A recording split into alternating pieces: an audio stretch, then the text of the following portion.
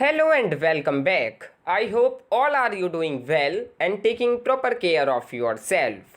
So dear students, आप सभी का फिर से स्वागत है हमारे YouTube चैनल पढ़ाई विद गुरु चेला पर। स्टूडेंट्स, आज हम डिस्कस करने जा रहे हैं ग्लोबल पॉलिटिक्स के एक और मोस्ट इम्पोर्टेंट टॉपिक को।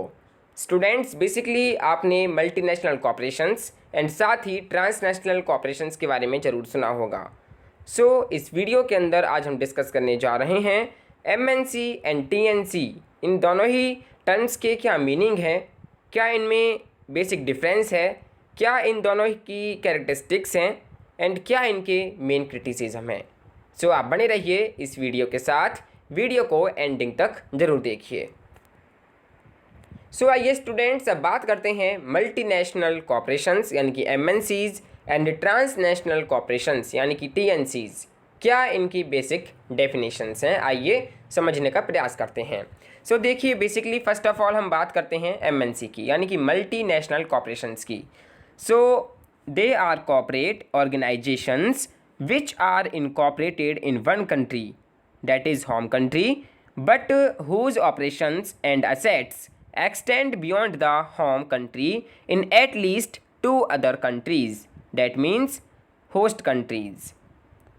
देखिए, जो मल्टीनेशनल कॉर्पोरेशंस जो हैं वो ऐसे कॉर्पोरेशंस होते हैं, एक ऐसे कॉर्पोरेट ऑर्गेनाइजेशंस होते हैं जो कि इनकॉर्पोरेट होते हैं एक कंट्री में, यानी कि जन्म तो लेते हैं या फिर आप कह सकते हैं बनते तो हैं वो एक कंट्री में हैं जिसको हम होम कंट्री कहते हैं, लेकिन वो ऑपरेट करते हैं अपने ऑर्गेनाइजेशंस को, अपनी एसेट्स को extend beyond the home country in at least 2 other countries, 2 या 2 से अधिक कंट्रीज़ के अंदर वो अपने जो ऑपरेशंस होते हैं उनको एक्सटेंड करते हैं, ठीक है, उनको वहाँ पर स्थापित करते हैं जिनको हम होस्ट कंट्रीज़ कहते हैं।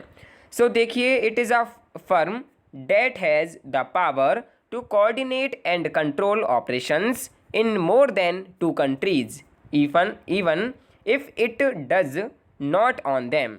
देखिए, ये एक तरीके के ऐसे फर्म होते हैं, एक ऐसे तरीके के ऑर्गेनाइजेशंस होते हैं जिनके पास पावर होती है कि वो कोऑर्डिनेट करें, कंट्रोल करें ऑपरेशंस को इन मोर देन 2 कंट्रीज़, ठीक है, 2 या 2 से अधिक कंट्रीज़ के अंदर, even if it does not on them. वहीं स्टूडेंट्स, अब बात करते हैं हम TNC यानी कि ट्रांसनेशनल कॉर्पोरेशंस की। देखिए, they are enterprises which own or control production or service facilities outside the country in which they are based। देखिए, ये किसी भी कंट्री के बॉर्डर बेस्ड ये होते हैं TNCs जो होती हैं, इनके जो ऑपरेशंस होते हैं वो ये ऑपरेशंस जो होते हैं वो 2 या 2 से अधिक कंट्रीज़ के अंदर नहीं होते हैं। यही एक बेसिक डिफरेंस है MNCs एंड TNCs के बीच। अब देखिए स्टूडेंट्स, जो ये MNCs होती हैं, जो TNCs होती हैं, ये वेरियस वेज़ को अपनाती हैं अपने कॉर्पोरेशंस को एक्सटेंड करने के लिए, ठीक है। कौन कौन सी वो तरीके हो सकते हैं, कौन कौन से वो आइडियाज़ हो सकते हैं जिनसे ये अपने बिजनेस जो है वो एक्सटेंड करती हैं। देखिए, various ways in which corporations become trans और मल्टीनेशनल, जैसे कि ग्रीन फील्ड इन्वेस्टमेंट, ठीक है, strategic collaborations and so on. साथ ही स्टूडेंट्स, अगर हम पूरी दुनिया की बात करें कि जो मल्टीनेशनल कॉर्पोरेशंस हैं वो कितने हैं, देखिए ऑल ओवर 61,000 जो MNCs हैं वो पूरे ऑल ओवर कंट्री के अंदर हैं, ठीक है, ऑल ओवर द वर्ल्ड के अंदर टोटल 61,000 से भी ज़्यादा MNCs हैं। देखिए students, both multinational corporations and transnational corporations are enterprises that manage production or delivers services in more than one country. They are characterized as business entities that have their management headquarters in one country known as the home country and operate in several other countries known as host countries. Thus, we can see that both MNCs and TNCs works on the similar pattern। देखिए students, जो MNC होती है और साथ ही जो TNC होती है, दोनों ही ऐसे उद्यम हैं जो उत्पादन का प्रबंधन करते हैं या एक से अधिक देशों में सेवाएं प्रदान करते हैं। उन्हें व्यावसायिक संस्थाओं के रूप में जाना जाता है जिनका एक देश में अपना प्रबंधन मुख्यालय होता है जिसे स्वदेश के रूप में जाना जाता है और कई अन्य देशों में संचालित होते हैं। जिन्हें मेज़बान देश के रूप में जाना जाता है। इस प्रकार हम देख सकते हैं कि एमएनसी और टीएमसीज दोनों एक समान पैटर्न पर काम करते हैं, हालांकि उनके विस्तार से दो भाग के बीच बहुत ज़्यादा अंतर भी नज़र आता है। सो देखिए स्टूडेंट्स, ये कुछ मल्टीनेशनल कॉर्पोरेशंस हैं जो आपकी स्क्रीन पर नजर आ रहे हैं। Some popular examples of multinational are given below. जैसे कि फॉरेन मल्टीनेशनल की बात करें, अगर हम फॉरेन मल्टीनेशनल की बात करते हैं तो देखिए Bata corporation, Cadbury, Coca Cola corporation, Unilever, Timex and so on. वहीं अदर हैंड हम इंडियन एफिलिएट सब्सिडरी की बात करते हैं, जैसे कि Bata India, Cadbury India, Coca Cola India, Hindustan Lever and so on. So these are some popular examples of multinationals corporations. So students, अब हम बात करते हैं मल्टीनेशनल कॉर्पोरेशंस के मेन फीचर्स की। सो देखिए इसके ये जो आपकी स्क्रीन पर नज़र आ रहे हैं ये इसके मेन फीचर्स हैं, जैसे कि huge assets and turnover, international operations through a network of branches, unity of control, mighty economic power, advanced and sophisticated technology, professional management, aggressive advertising and marketing, better quality of products. So these are some features of MNCs. सबसे पहले हम बात करते हैं huge assets and turnover की। So देखिए, because of operations on a global basis, MNCs have huge physical and financial asset. This also result in huge turnover, that is sales of MNCs. In fact, in terms of assets and turnover, many MNCs are bigger than national economics of several countries. Then second है international operations through a network of branches. So MNCs have production and marketing operations in several countries, operating through a network of branches, subsidiaries and affiliate in host countries. Then next is unity of control. MNCs are characterized by unity of control. MNCs control business activities of their branches in foreign countries through head office located in the home country. Managements of branches operate within the policy framework of the parent corporation. The next one is mighty economic power. MNCs are powerful economic entities. They keep on adding to their economic power through constant mergers and acquisitions of companies in host countries. Then next one is advanced and sophisticated technology. So generally a multinational corporation has at its command advanced and sophisticated technology. It employs capital intensive technology in manufacturing and marketing. The next is professional management.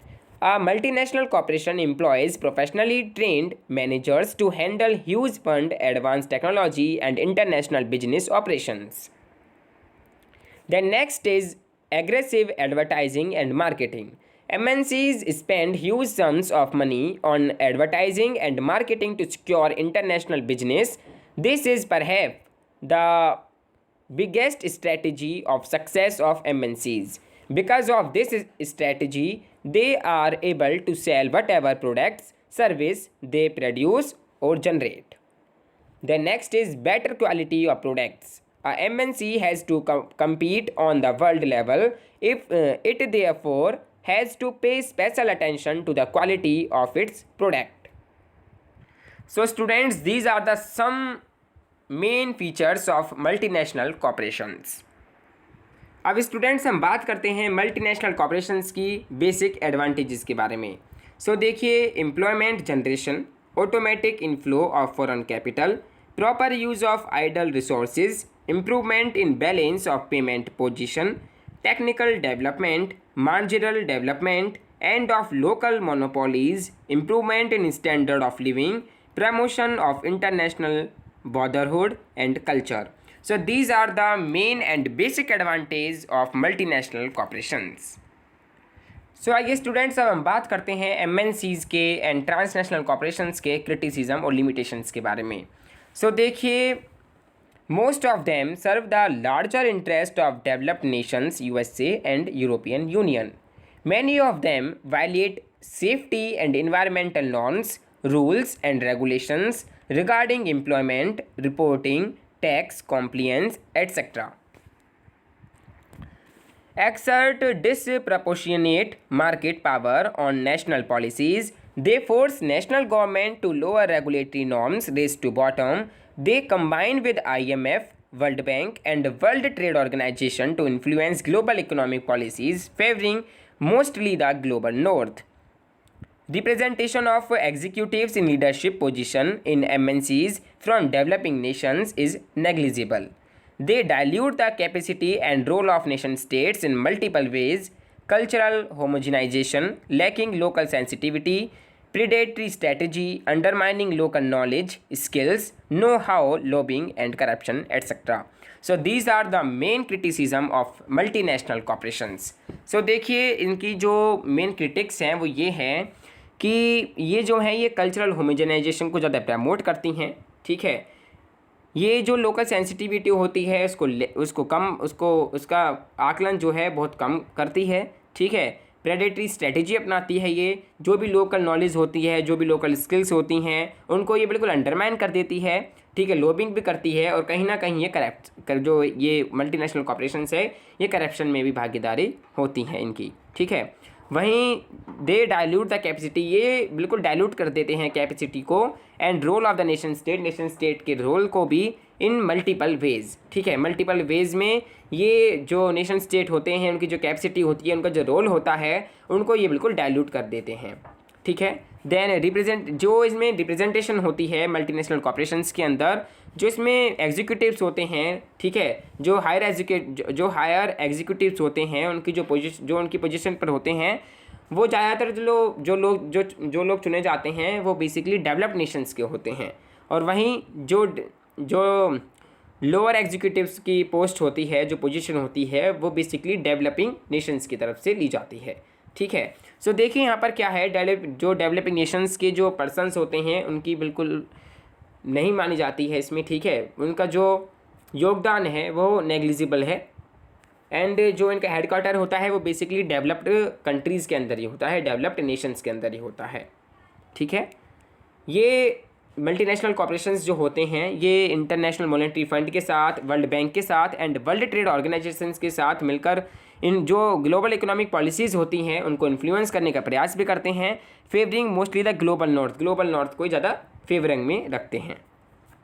Then they force national governments, ये force करते हैं national governments को to lower regulatory norms, जो norms होते हैं उनको regulate करें, ठीक है।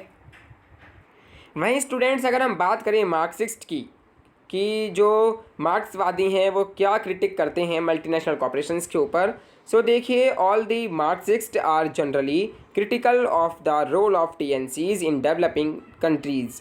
दे are basically argue that they are part of the new colonial project and their main focus is to maximize profit by extracting resources from poor countries as cheaply as possible, paying workers in poor countries as little as possible, and externalizing as much of the cost of production of possible, basically not cleaning up after themselves. So देखिए, मार्क्सवादी जो है वो आमतौर पर विकासशील देशों में TNCs की भूमिका के लिए महत्वपूर्ण हैं। वे मूल रूप से तर्क देते हैं कि वे नव औपनिवेशिक परियोजना का हिस्सा हैं और उनका मुख्य फोकस गरीब देशों से संसाधनों को सस्ते में जितना संभव हो सके उतने कम से कम करके अधिकतम लाभ प्राप्त करना, गरीब देशों में श्रमिकों को यथासंभव कम भुगतान करना और लागतों का अधिक से अधिक बाहरीकरण करना। सो इस प्रकार जो मार्क्सवादी हैं वो इस प्रकार मल्टीनेशनल कॉर्पोरेशंस की, या फिर आप कह सकते हैं ट्रांसनेशनल कॉर्पोरेशंस की क्रिटिसिज्म या फिर क्रिटिक करते हैं।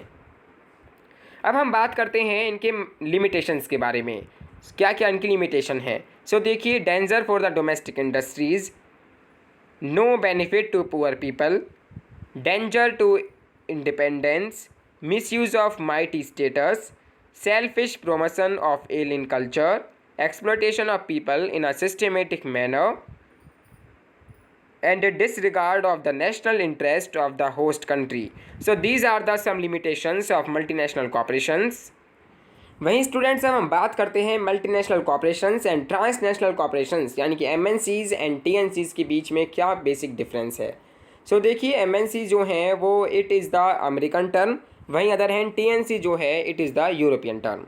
Then MNC these are centralised in nature, other hand TNCs are mostly decentralised in nature.